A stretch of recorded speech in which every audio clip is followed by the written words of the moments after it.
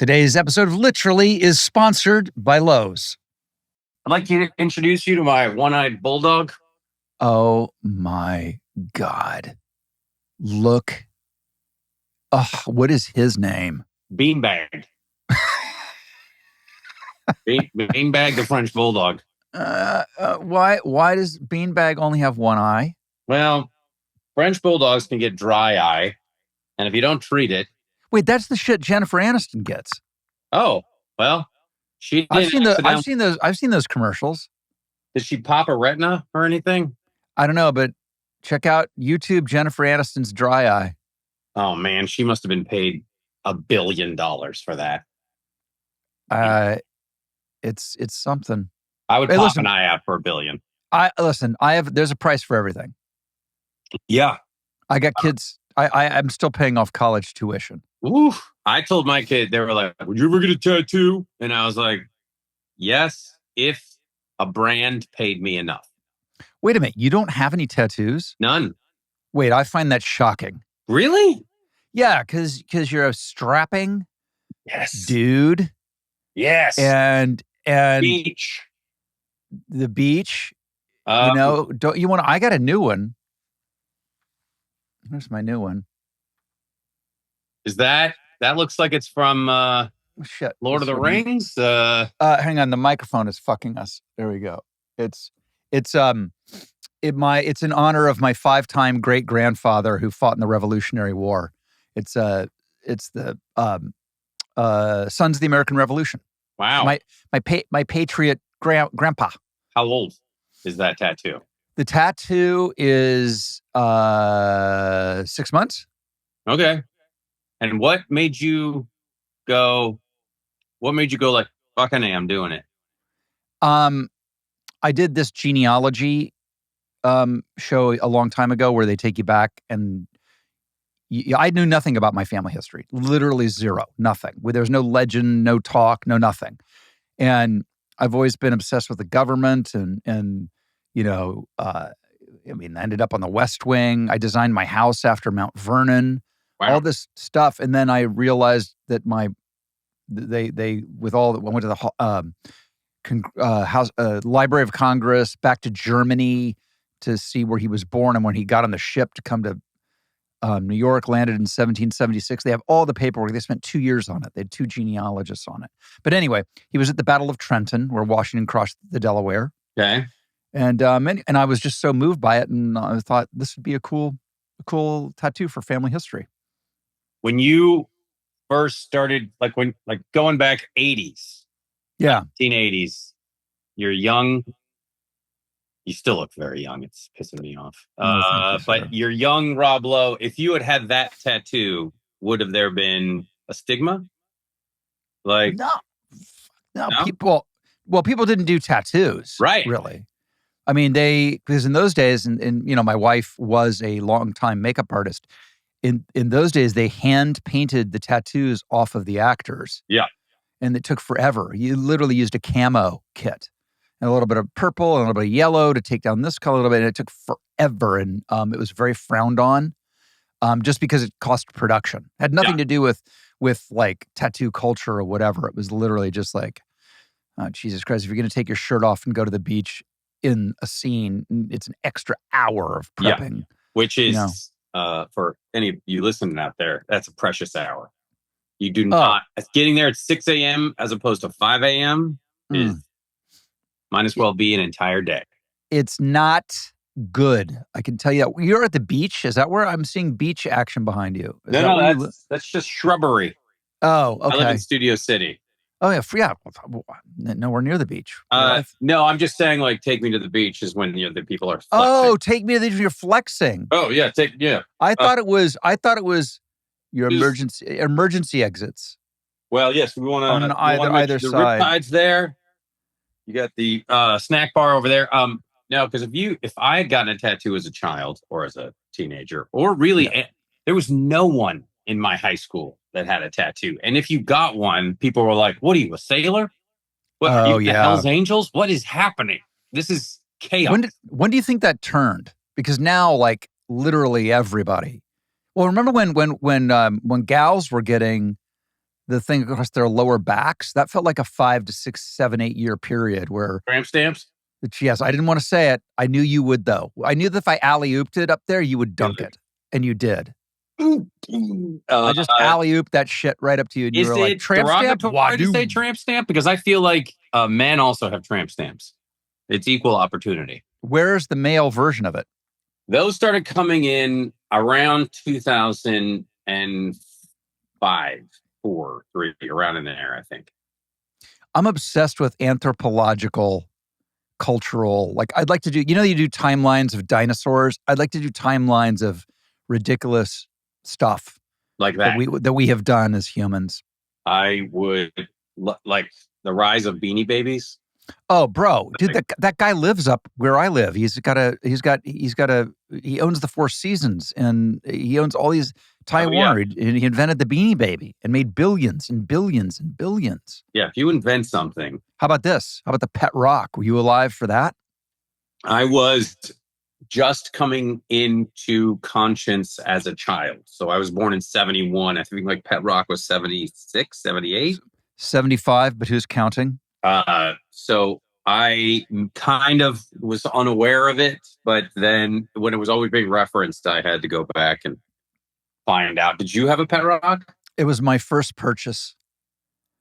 Ever. Like I was just old enough to be taken to the department store where they like escort the little kids through a shopping area so they can fake buy something for their parents. And I remember buying somebody a pet rock. What was the retail on a pet rock?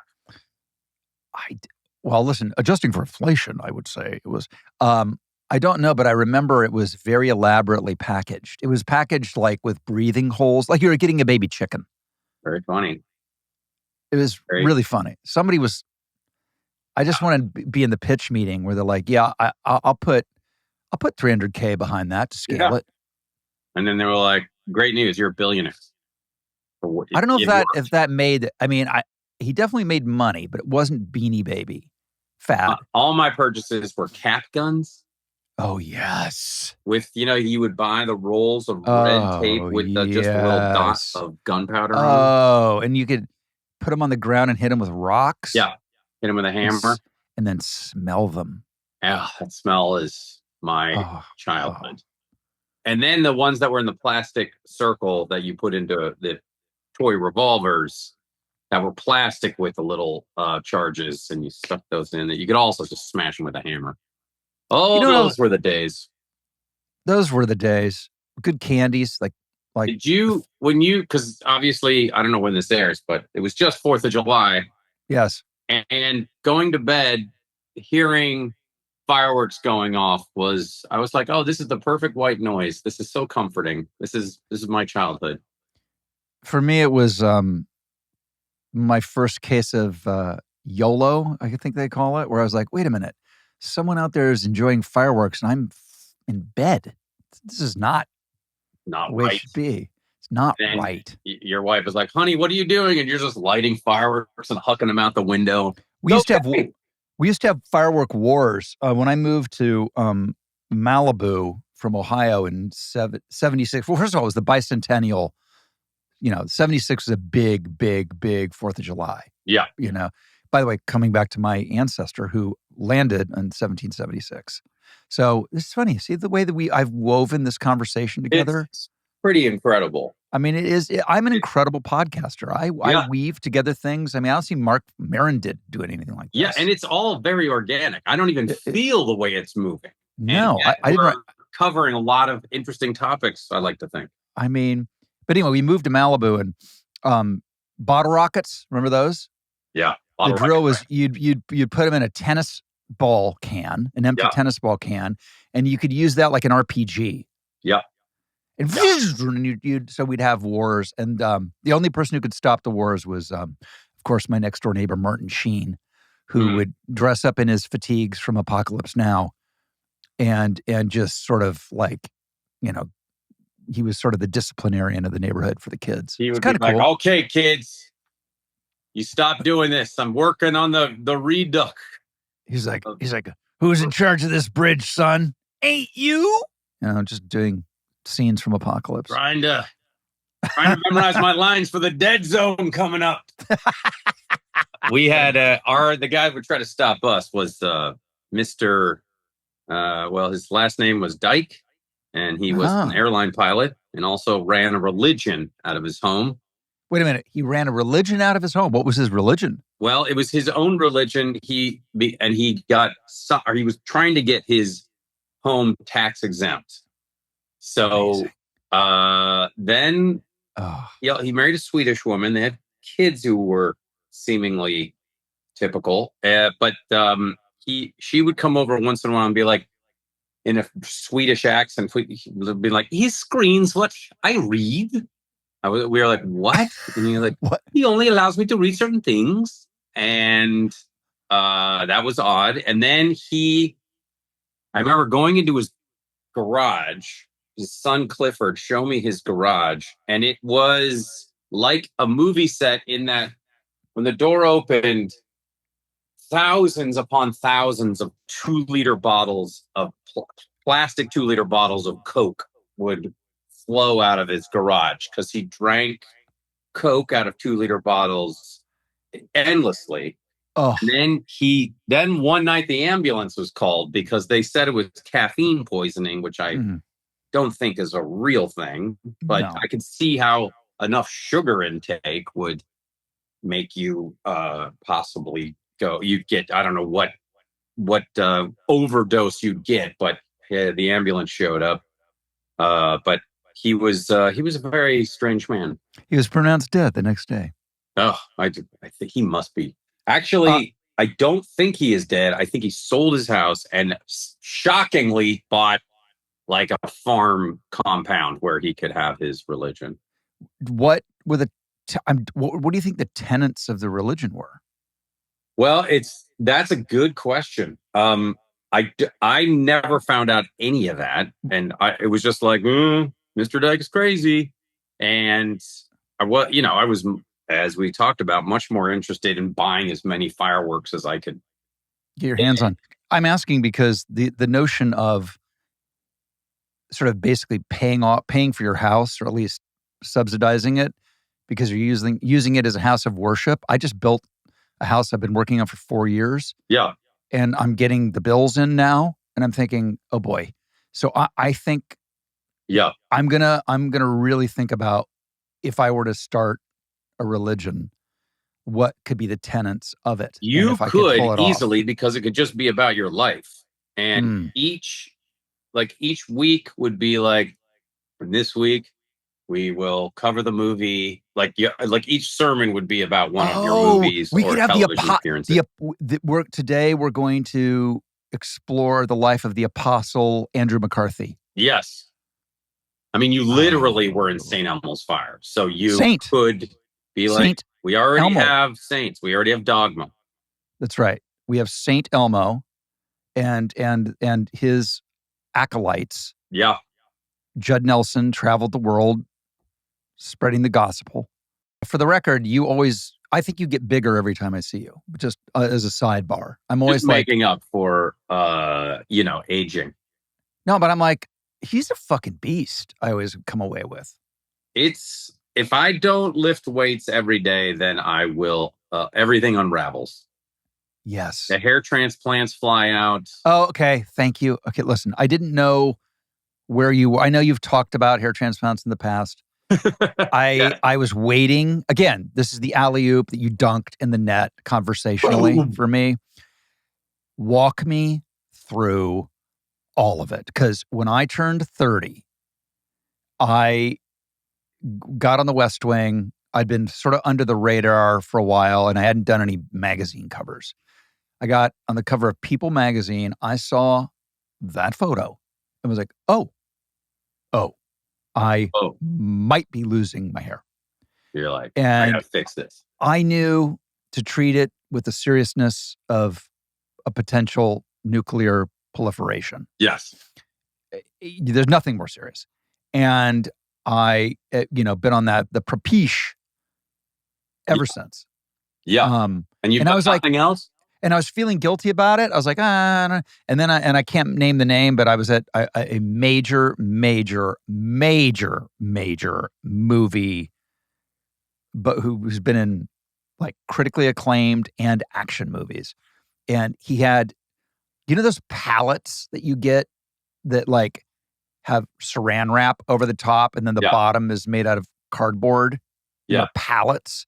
He had a pallet of Propecia in his bedroom. And I was like, okay, well, if it's good enough for him, it's good enough for me. But Propecia doesn't grow hair. But it does save it for sure. It does save it. Yeah. 100%. It saves it. Like I'll watch, and like I go crazy. I'll watch like Rafa Nadal play tennis. And over the years, I'm like, bro, hit the Propecia. Yeah. Propecia. It might have been a banned substance at one point. I know that it was in the Olympics, which was ridiculous. No way. Yeah. Really? Which was ridiculous. But what athletic leg up am I getting by taking it? Nothing. That's what I'm thinking. It's a testosterone inhibitor. So it's not like you're getting more, that if anything, you'd be wanting to take more testosterone, but it stops it or it limits it. And as you probably know, is a cancer treating drug. And studies have shown, thank you, wow, that long-term Propecia use actually can be a prostate cancer preventative. See, dude, I'm hoping, was talking about making money. If our phones don't ring from like Eli Lilly or somebody right now. I mean, I've been taking it for 25 years. Who runs Propecia?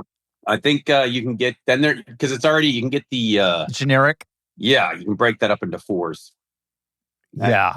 At one point, they were like, don't handle it with bare skin. I'm like, oh, no, that's a real thing, apparently. That apparently is still real. Like, I guess. Was like, what, I'm going to swallow this thing, but I can't touch it?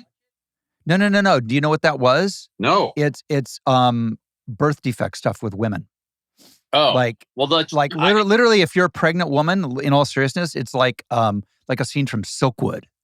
Like you're like not supposed to go anywhere. Deep cut, guys. That's Silkwood starring Sigourney Weaver, 1980. Not Sigourney Weaver, Cher.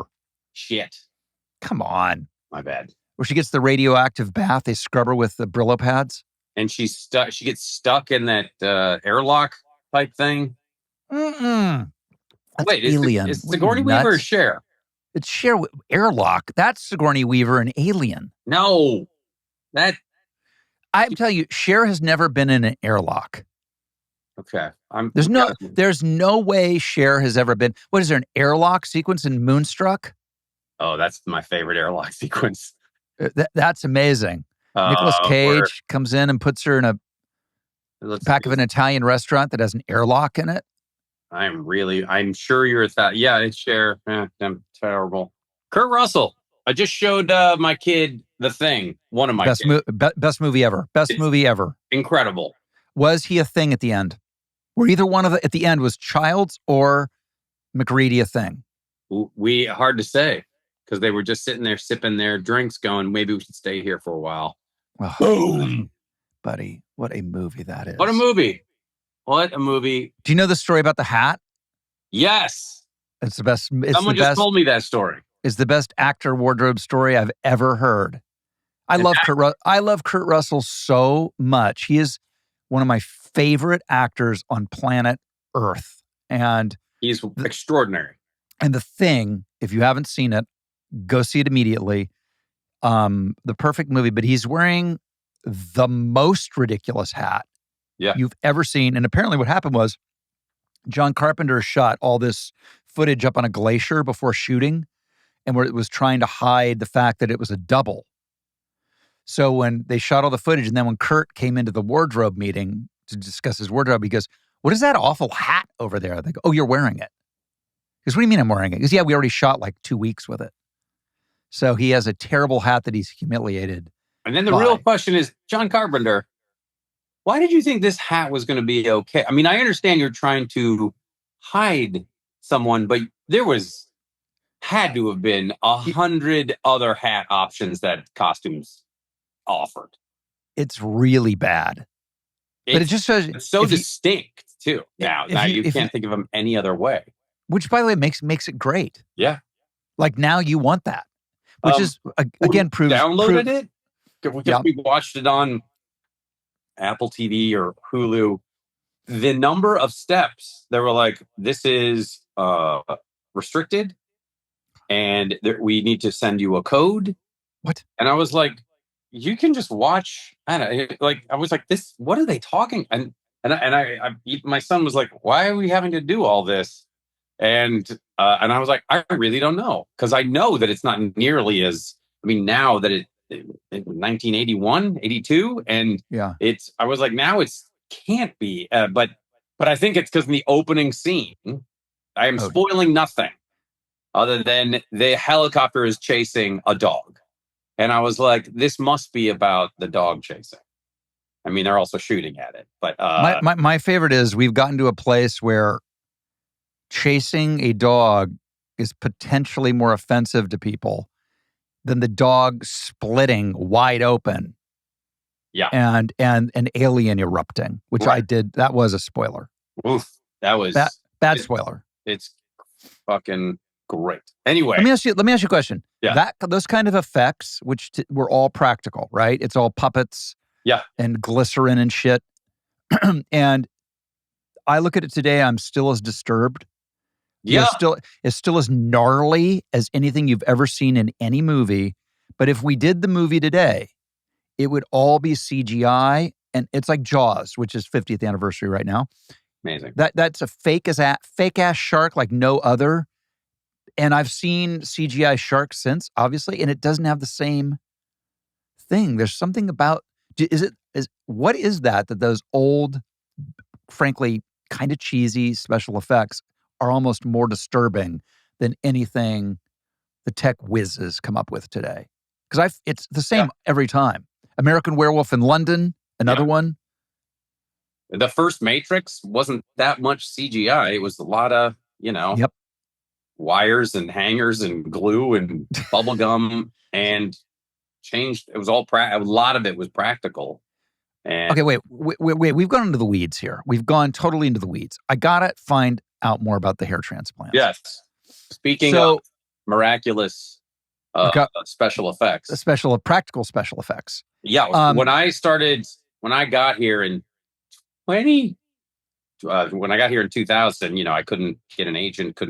Of course, not surprising, but I was like 29, and my hair, it was old photos so by the time I got the soup, I mean, there was just a little patch, and it was way back, and I thought, and this one actor, Regan Burns, was like, you should go do this. He was like, you're the perfect candidate for it. And so I was already doing the soup, and then I was like, okay.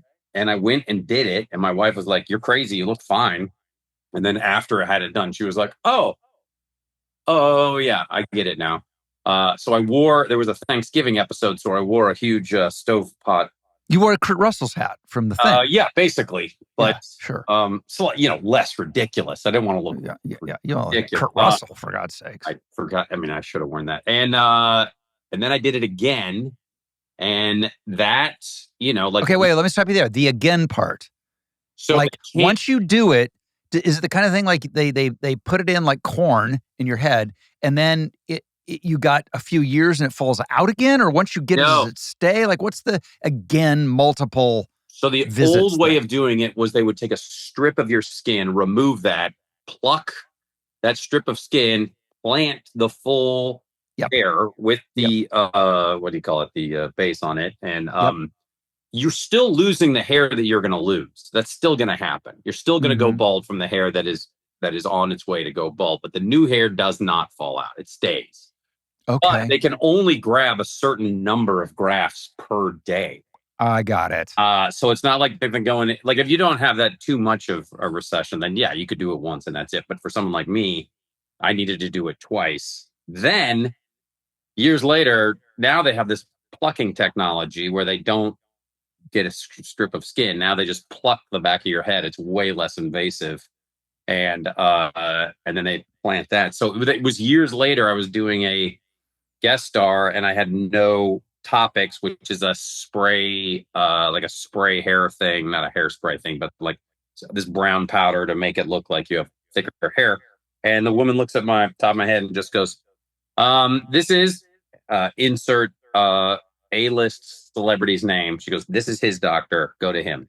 And his name's Parsa Mohibi, and he's great. And he does the pluck and the plants, and I did it twice with him and haven't done it since. And it's just your hair growing. So yeah, I should be paid a lot of money for the benefit. You should be. I mean, we're out there on the cutting edge of narcissism. Yes, we are trying to. I mean, you miraculously still look like you're just hovering around late 30s somehow. I don't know how that is. I don't know if you're a vampire or you ever have been out in the sun since the 1970s. But yes, full on. And by the way, I'm a big believer in everybody has the best within them that they can bring out however they want to do it, whether it's, in all seriousness, whether it's spiritually or physically or whatever. And if you want better hair, go get it. Yeah. You know what I mean? You want whatever. You know, and I know that people are like, oh, they shouldn't have worked. You can tell when people have worked under their face. It's weird when you can't tell. And I have not had anything done yet. I swear. I'm Same. open. We'll see. Same. By the way, same. The problem with going on record is then eventually, I get to be 80 and I look like a raisin. And then I show up looking like the dude from St. Elmo's Fire again. I'm going to have to cop to it. That's the issue. Well, but then you get the guys that look like you looked like in Behind the Candelabra. Oh, bro. Which was, oh yeah, I guess Rob Lowe could have done something like that to himself. Didn't need to. But there was like, oh, that's the version, that is this other life that Rob Lowe could have had. And boy, that was amazing. That's my version of the bear. Like, I come in for 2 days or whatever it was, and it's a tiny little part. Oh, it's a grand slam. And it's just one of those things that just worked. It's one of my favorite things I ever did. Designated hitter just came in and cranked it out of the park and be like, great, see you tomorrow. Come back here. Bam. Yeah, that's exactly what it felt like. It was like, great, guys, have fun. Let me know when the movie's over. And they were like, thanks a lot, Rob. This is great. There's nothing better. Dude, your dog is literally a puppet. It's asleep. That is the cutest thing. I have 6 dogs. Oh, I love them. So, his ears just went off. Dogs? He didn't even open his eyes. Like you made like a noise and his ears went up, but he didn't even bother to wake up.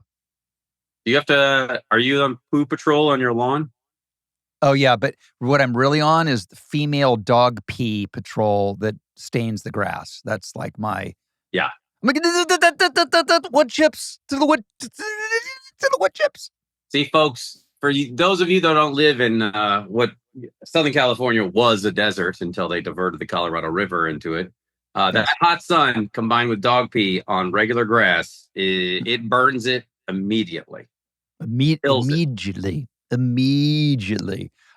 It's summer. It's 4th of July. Where are you going for August? Are you around? Like, what's Joel McHale's life like?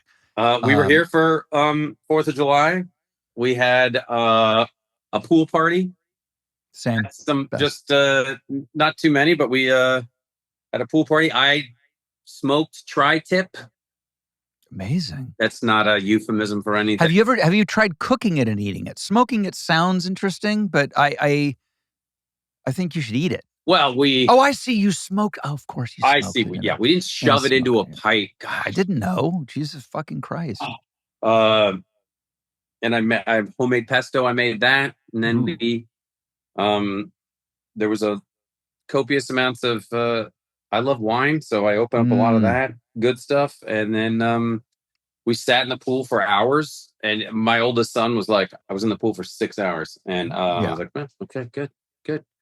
And here, come boy. Oh, there's another dog. Come boy. Give me a dog. Come boy. Look how responsive he is. Yeah, he's just hasn't moved. What when do you go back to animal control? Wait, did you have a party? Did you have a pool party? I did. We just moved into my new house, so it was the very first. It was like sort of its debut, and had a bunch of folks up, and it went. My wife is a genius, Cheryl. Like, she could throw a party like no other, and it was great. The food was great, people were great, and like you're saying, in the pool all day, just in the pool. That getting to Southern California and finally getting a house with a pool, I was like, okay, yes, a lot of made pools here. I understand, like in other places, you can't have pools as much, but you live in Southern California, having access to a pool or ocean or lake is paramount. Pond or pool? Pond would be good for you, as Chevy says. As your boy Chevy. My wife she goes on separate vacations without the family, so she can get a break from us. Amazing. She's kind of running a retreat of her close friends this week, so she's going up to Washington State, and we'll be commuting up there. But I'm doing some stand-up this summer. And, great. And then we start. The first day of shooting is like the 21st of August, so I have to get up there a little bit beforehand. Where do you shoot? Vancouver. And then that's for animal control, and we'll go through November. I love Vancouver. It's one of the greatest cities on the planet. No, it's insane. Stanley Park is one of my favorite places on the planet. One of that and Central Park are two of the best planned parks in the history of cities, the world, and parks. 100%. I know that it's very hip to be downtown in New York, and that's where everybody is. And I seem like an old man when I tell people where I stay, but I have to be where I can run in Central Park every day. Have to be. It's my favorite thing ever.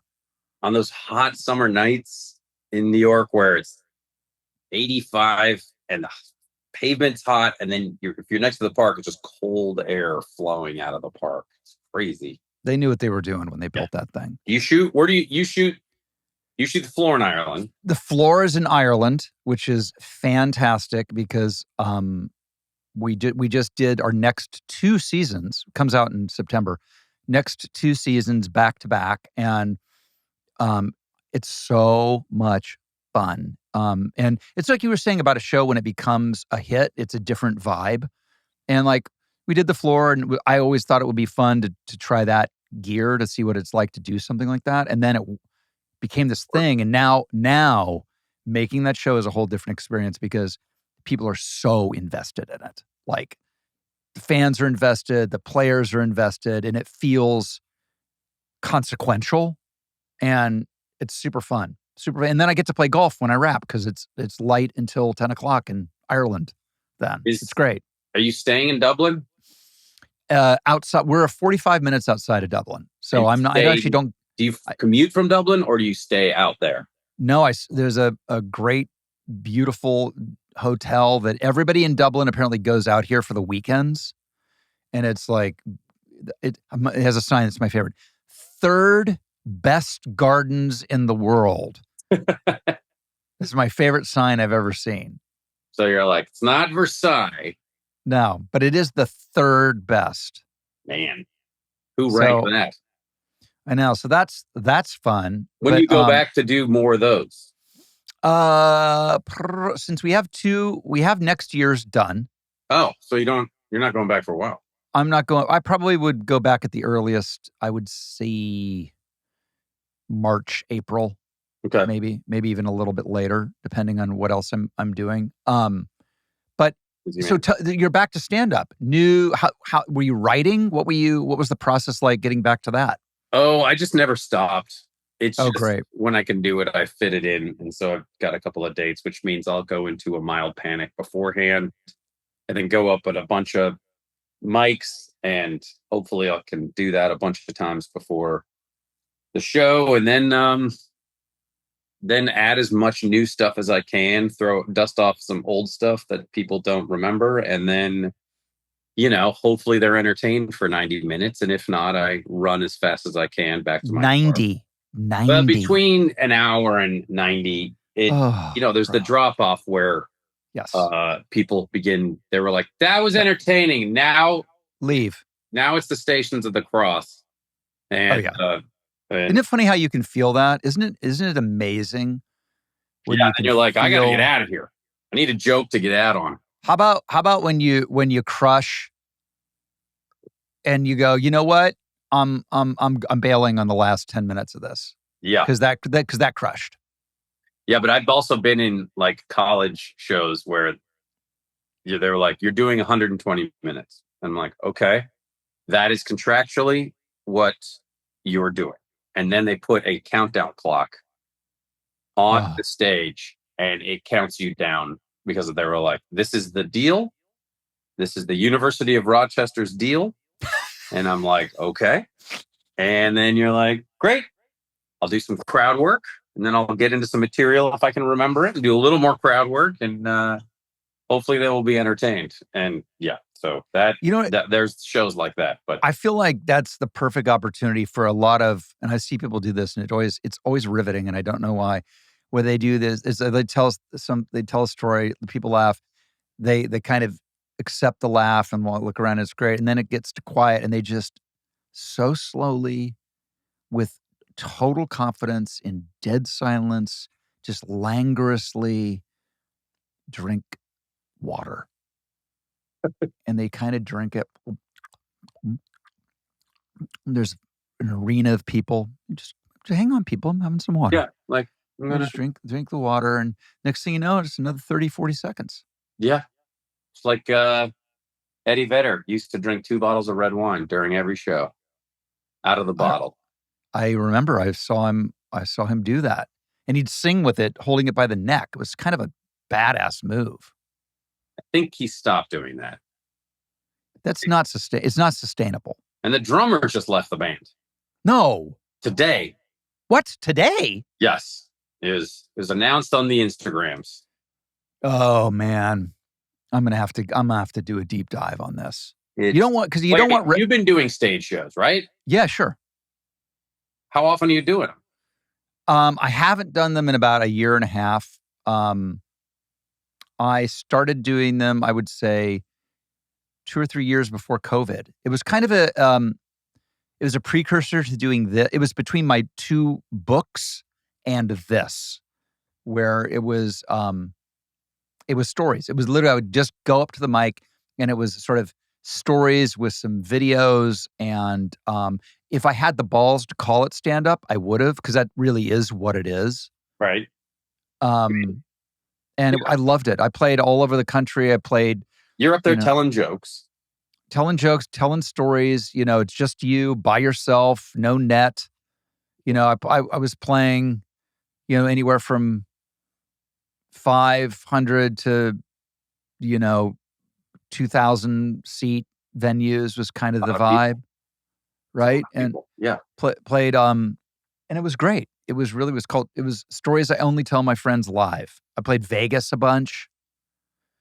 Played the National Theater in England.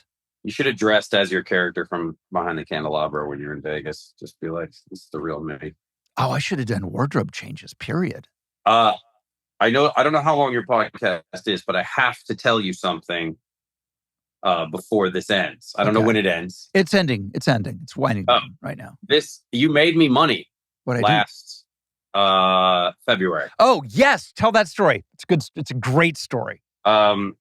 So because Rob and I are part of the Fox Entertainment, the whole family. Yep. Rob's got, how many shows do you have? 9. I literally until 911 Lone Star ended, I had 2 shows on Fox. 911 Lone Star and The Floor. Very impressed. Well, I do Animal Control and the 1% Club on Fox. Oh, there you go. Tuesdays on Fox, 8:00, next day on Hulu. Well, we were at the Super Bowl, everybody. And because Fox had the Super Bowl this year. Yep. No, did they have the Super Bowl? Was it them? It was this year. And it was them. Was it them who broadcast the Super Bowl? Yes. Yes. Oh. Okay. Yes. Yeah, it was. Yes, it was. You go to these parties and you have your Rob Lowe's and your John Hams and your you got your entire Fox NFL lineup. You get your Brendan Fraser. You got your Brendan Fraser. Yeah. There's this room full of, if you if you were to just look around this room, you'd be like, I'm in some sort of fever dream right now because everyone here is on camera or a super famous athlete. Anyway, or a Hall of Famer, Super Bowl champion. Yeah. Insane. It's everybody. And everybody. I wasn't a part of this conversation, but you had a conversation with Tom Brady, the Tom Brady. Mm-hmm. I think you asked him, so who's going to win? And he's the one that said, well, here's what I said to him. Here's what I said to him. I said, Tom, this is you and me. And I don't really know him very well. It was an opportunity to get to know him. He's new to the Fox family. He's first-year broadcaster. I said, this is not the booth. This is not public. You're not public, Tom Brady. This is like you and me, two bros talking. You've answered this question a lot. I don't want that answer. I want the real answer. What do you think is going to happen tomorrow at the game? And he goes, oh, I think the Chiefs could get blown out. I was like, what? He goes, oh, yeah. It's very possible the Chiefs get blown out. And here's why. And he broke it down for me. And I was like, holy fuck. Now pick up. Yeah. So then you talk to my friend Boyd, who I brought to the game. You told him that. And I went, I got to put money down. And I don't bet. I'm not a bettor. I don't bet on sports. I don't even gambling. I'm like, no. And so I put $1,000 down for the Chiefs to win by for the Eagles to win by more than 20. Whoa! And that's the biggest bet I've ever made. But I'm like, it's Tom Brady through Rob Lowe, and even if I lose it, I'm still going to tell the story. And literally, it paid off in the final. Last minute, they crossed the threshold and it paid 10 times. Dude, you're welcome is all I have to say. So thank you. Obviously, only time I'm going to do unless Tom Brady has more advice than through you, then I'm never going to bet again. But I was like, this it worked. Can't believe it. And then my Boyd was like, you lucky son of a bitch. Fucking A. Can't believe it. I mean, that's the thing.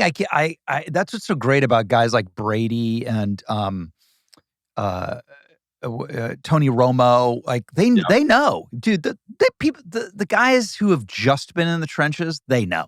Yeah. They know what we don't know. They do the same thing where you can see, like Tony Romo he knows what play is coming. You can hear him getting excited. Brady does the same thing. I'm like, all right, they got three options. This is what they're going to do. And that happens. And I'm like, good God, so cool. Well, we'll be seeing each other on the I love it postseason. And Fox has baseball, and I'm a huge baseball fan. So World Series we've got this year. Super psyched. Hope my Dodgers can stay healthy and hope my Mariners. Your Mariners work their way. They're about 500. Your Mariners. They got some work ahead of them. We're there at their All-Star break. It's okay. Cal Raleigh, maybe the All-Star teams can be in the home run club. Homer, you know what I mean? Wait a minute, what are you saying? Because the look on your face is just pity. You know what? It's like, I love those Mariners. They're so cute. I love them. Those are fighting words. They're cute. We were this. That's cute. You heard it, Beanbag. We're going to the World Series. Beanbag. Well, thank you for bringing Beanbag on the show. That is, really, truly. I hope you guys are watching this on YouTube because Beanbag has been. He's pulling focus from you, frankly. Good. I want him to get. I want him to get a deal with Fox. Listen, we got Propecia deals. We've got. Parsa Mohibi. You can get a discount. The surgeon, Dr. Parsa Mohibi. Where is he? In L.A. Yeah. Oh my God. Don't have to fly to Turkey. Turkey. Apparently, when you go to Turkey, it's nothing but dudes wearing skull caps because they've just gotten hair transplants. Yeah, it's just a whole other, it's the way the culture changes. You'd be like, in 100 years, it'll just be cool to just wear that cap, even if you haven't gotten. I have a friend who's like, just regular Joe, lives in a little town in Texas, and he went to India to get dental implants. India. Literally, it was cheaper for him to fly to India, get dental work done, turn around and get on a plane and fly home than it was to go to Dallas and get it. Did they do a good job? Yes. Yes. Like when they say, hey, you should go to Turkey for hair transplants or India, they're not screwing around. Like Well, that's because not with Turkey, though, you get what you pay for. So you have to go to the quality ones. If you don't go to a quality one, you're like, look, this one's only $400. Then right. you're in trouble. But there are No, ones that are like the Four Seasons of hair transplants. no, he said it was bananas. Like they treat him like a king. It would look like a Four Seasons. It's just like a well-oiled luxury machine. And meanwhile, it's the price of going to, I don't know, you can't do it in the States. It's crazy. Okay, now we got the travel board of Turkey and India. Let's go to this sounds like a tour. Dude, I would so do like a Anthony Bourdain Parts Unknown show with you. Where we just go to different places you can have surgery. That'd be great. They're like, we had this little doggy, he's passed away, but what our vet was like, well, they do a heart transplant surgery in Tokyo. Oh. And I'm like, that's too much. It's just, I can't do that. I can't. But I was like, let's make it an episode. That's the Christmas episode. Sounds great. Yes. That's feel good Christmas episode. I hope you enjoyed this episode of Literally, sponsored by Lowe's.